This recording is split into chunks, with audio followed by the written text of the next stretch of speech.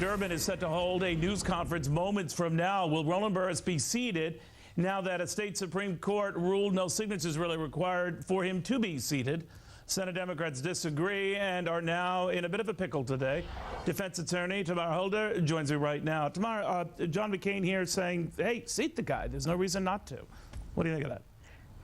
Yeah, correct. Absolutely. I mean, the law is the law. And whether we're talking about an ethical reason or whether Blagojevich should have ethically appointed this man, that's not the issue. The issue is that the law states that an acting governor can appoint the senator.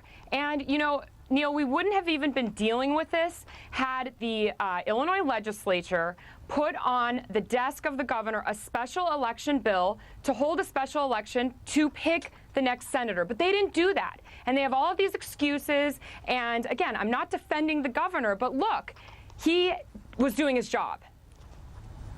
All right, so a dumb legal question for you tomorrow, but one I raised with Senator McCain as well. If the governor is impeached, and it just seems a matter of when, not if, some tell me that any of the action that he had made, any of the actions, appointments he had made, are null and void. Is that true?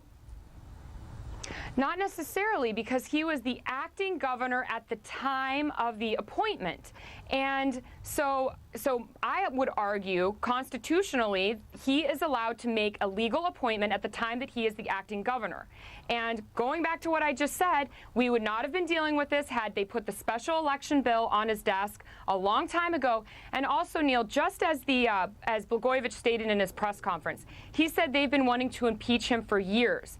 Michael Madigan said that he wanted to impeach the governor back in July. Why didn't they initiate proceedings back then? I don't think we should put all of this on the governor, because there were other elected officials who could have done other things to get him out of office or to pick somebody else for the Senate seat, and they didn't do it. They did not do their job. So this stands now that you have Harry Reid and other Senate leaders who are clinging to this arcane little sticking point. You need to have the signed document. Now the Supreme Court in Illinois saying, no, you don't need to have a signed document. So they've got to sort of eat crow but not look too obvious, essentially, right? Right. I mean, think of it this way. The chief executive officer of our state is Rod Blagojevich. The secretary is Jesse White. So if you're thinking about a corporation, the chief executive officer tells the secretary, sign a check. She can't say, oh, well, you know, you're being investigated, and so I'm not going to sign the check. Sign the certificate, because the governor is the chief executive officer, and he has the power to appoint. If she doesn't sign it, or if he doesn't sign it, then you know what? It doesn't mean that he can unilaterally not appoint this man.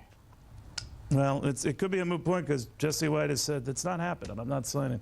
But away we go. Tamara, thank you very much. Thank you.